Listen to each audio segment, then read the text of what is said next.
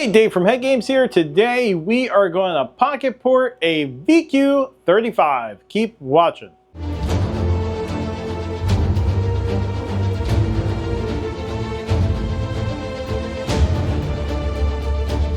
So I am no stranger to a VQ. The VQ and HeadGames has been a part of each other since the inception. And when I say that, I mean 2004, 2005, we got linked up with Performance Motorsport. And we went, I think, 790s or so. I think I'm going to try to find this thing on the internet so I can put it on for you guys. But Andrew Rubio was driving it. It was Performance Motorsport. It was a Nissan dealership out of Long Island. And we linked back up with them guys years later. We did all the cylinder heads for John Bradshaw, where we set world records. We went sixes, won a championship out in Europe. And we've just recently... I wish I could remember as I'm talking, and I can't remember the customer's name, but we just set another record for a stick shift 350Z.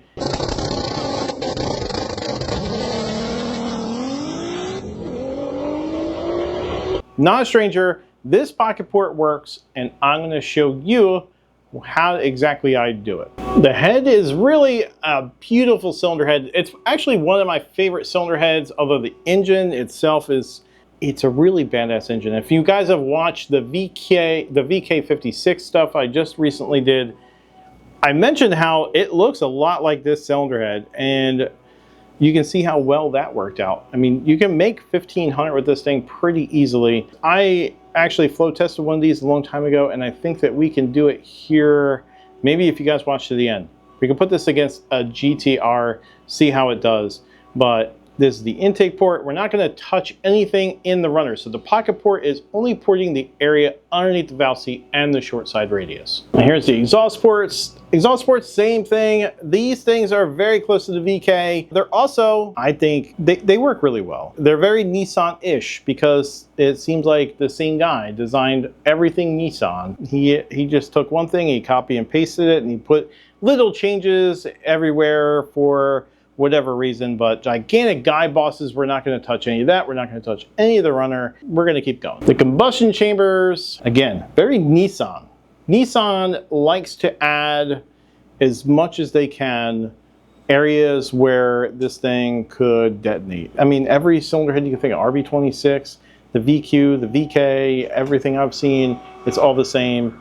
And that is this area right here. This quench area is very pronounced. And it's a very thick area, but it's also very sharp and could lead to detonation. But we're still not going to touch that for what we're doing. The part that we're going to concentrate on is the bowl area here. So we're going to do is a pocket port, and pocket porting is just porting this area right here and the short side radius, and we're doing it in relation to the size of the valve. So this here is a gauge that we're going to go in here. You measure it with a caliper. You figure out your size, you figure out what size you want it to be, and then you go about it, you grind it, and the valve job and everything else that goes along with it. And this is the most crucial area of any cylinder head on the planet. This will get more gains than some people do porting. Porting the whole head sometimes won't give you all the gains. This part here will give you. You guys are going to watch me grind with my Makita GD0603 grinder. This is an awesome electric grinder. I also use a speed controller from Goodson, and I'm going to be using the HeadGames Super Spiral 3/4 burr. I'm going to be using the HeadGames 1/2 inch Super Spiral burr. And I'm going to finish it up with the HeadGames 3/8 double cut burr, and that is just to give it a nice finish.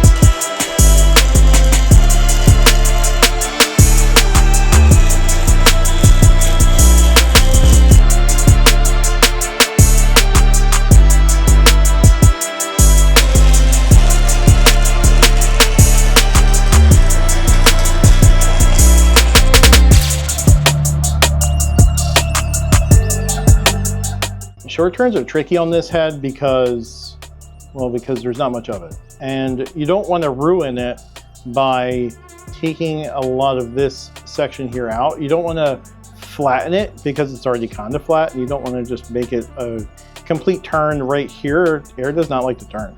So what you're going to do is you're going to blend it in here. I'm going to widen it in this corner and this corner. And here, we're just going to kind of blend it in. We're not changing the shape so much as we are widening it and just blending it, because if you hurt this, you hurt the head and you'll never get it back.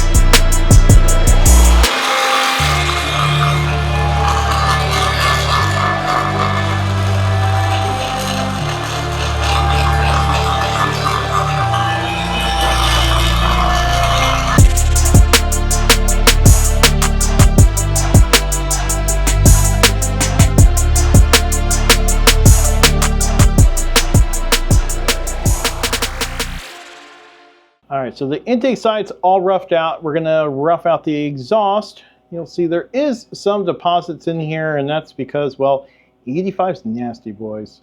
It's nasty. It's really hard to get out of the entire cylinder head, but we're gonna do the 1/2 inch super spiral burr, 6 inches long, and we are going to widen the short turn from here, and they're gonna totally reshape and resize this.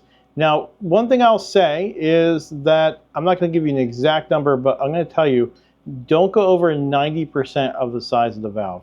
So when you measure it, you're going to measure this, and you're not going to go more than 90% of the size of the valve. You do that, and you just ruin the cylinder head. So let's get grinded.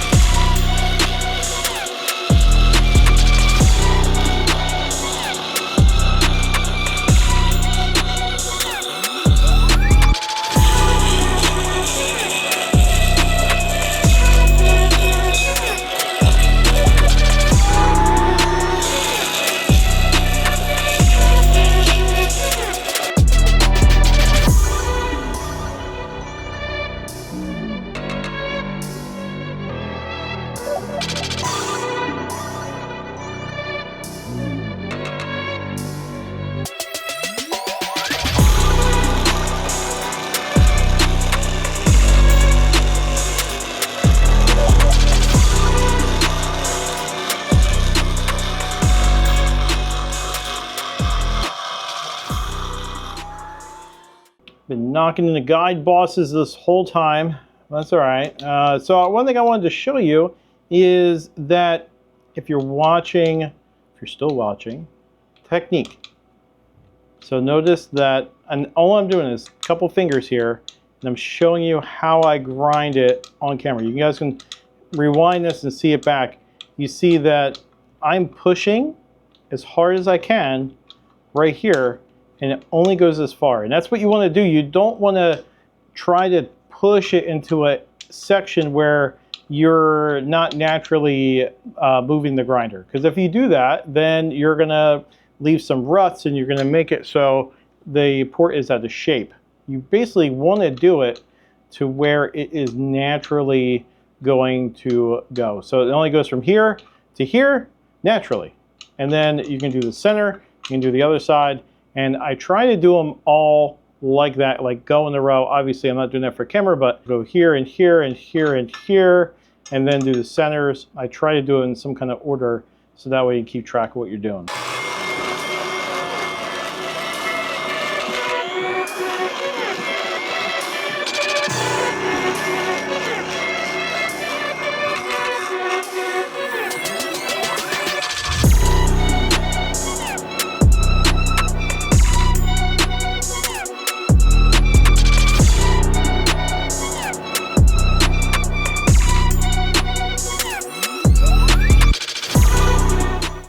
right, so that's gonna do it for our pocket port.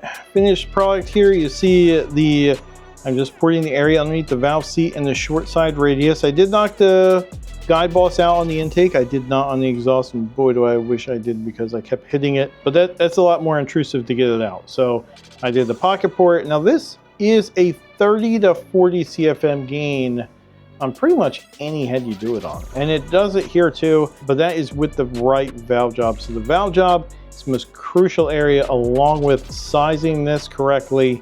And that is the whole enchilada, if you want to call it something. If you need to get it all, this is it. But instead of going to the port, a lot of guys are going to go into the port, and you don't really need to. As I said, this area right here is where the meat and potatoes are.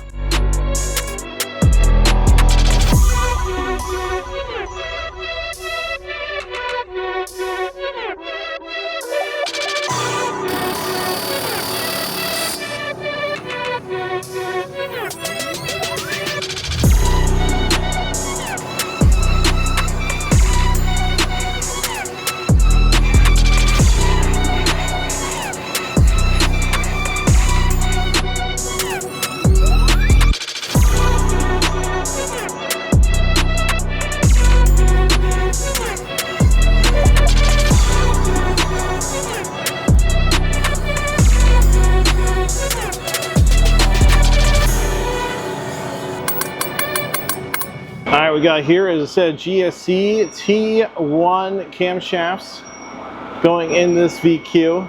Killer combination. All right, so we're at lash, and I want to talk about feeler gauges, because it's a really important thing. I get this a lot. Some guys are trying to lash their cylinder heads with these guys, and that's just not going to work, especially if you had a rocker. Yes, this is your guy. Well, even then, these are much better. And there's a couple different shapes. So you have this L shape. This is what we use for RB26. And this here, these are for anything else, pretty much. Lash is, we got the cams in, we got the cam caps in, and we're setting the distance between the base circle, and the base circle is this area right here. It's in relation to the top of this bucket here. And I don't know why it says 73 on it. It's just like a marker. But anyway, don't pay attention to that. So this is the top of the bucket, and it goes from the top of the bucket to this base circle. And what we're gonna do is we're gonna tip the top of the valve, or butt the top of the valve in the valve refacer in order to get the correct height. So basically you adjust the height with the valve versus the bucket. So if we were not machinists, if we were mechanics, you would replace, and the head was on the car, you would replace it with a bucket. But here we're machinists, so we're going to machine the tip of the valve. Now, the problem with these, again, is if you don't use an L-shaped feeler gauge, you see how much of an angle that has to be on in order to get underneath the base circle. And trying to do a straight one, the angle is just too much. You're going to make a resistance from the base circle to the top of the bucket just because you're not doing it with the right angle.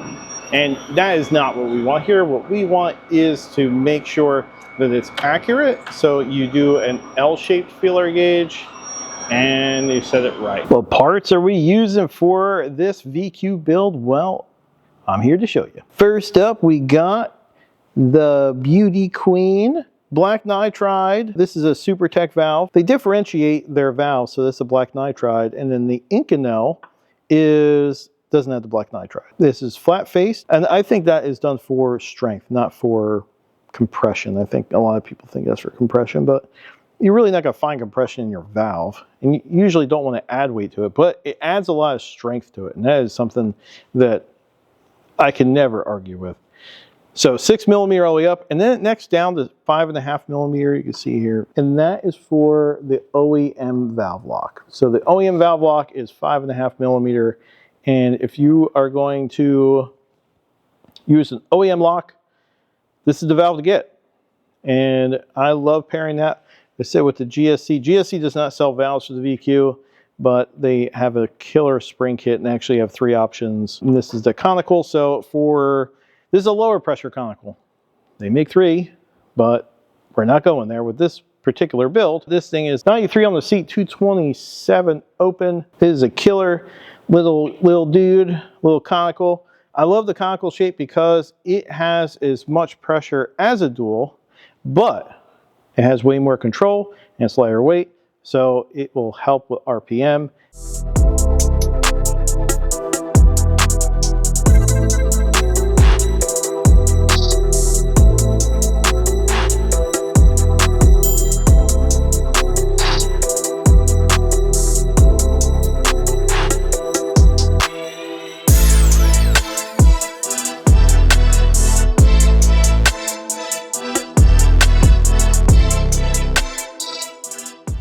On the intake side, the VQ really shows its efficiency. Strong low lift numbers, being crisp raw response, and usable power where the engine spends most of its time. This is exhaust flow in our VQ35 pocket port with stock size valves. What matters here isn't peak, it's how early the head starts working and how smoothly it carries airflow through mid-lift. That's real world efficiency. Now I was going to do the VR38, but I ended up using the VK56. There are just numbers that are easily available for our apples to apples comparison. The VQ35 pocket port versus the VK56 we did for John Rogers. Down low, they're close. And through mid-lift, the VK carries a little more airflow. Then it levels off around 400 lift. The VQ keeps climbing up top, but the VK's mid-lift strength is exactly why that combo works so well where it matters. On the VQ35 versus VK56 intake comparison on the intake, this is where it gets really interesting. The VQ35 is way ahead down low. That's port efficiency doing its job. As lift comes in, the VK closes the gap, and by high lift, they're moving the same amount of air. Different designs, different personalities, same end result. Time for Greg to get these VQs on the mill and then assemble them.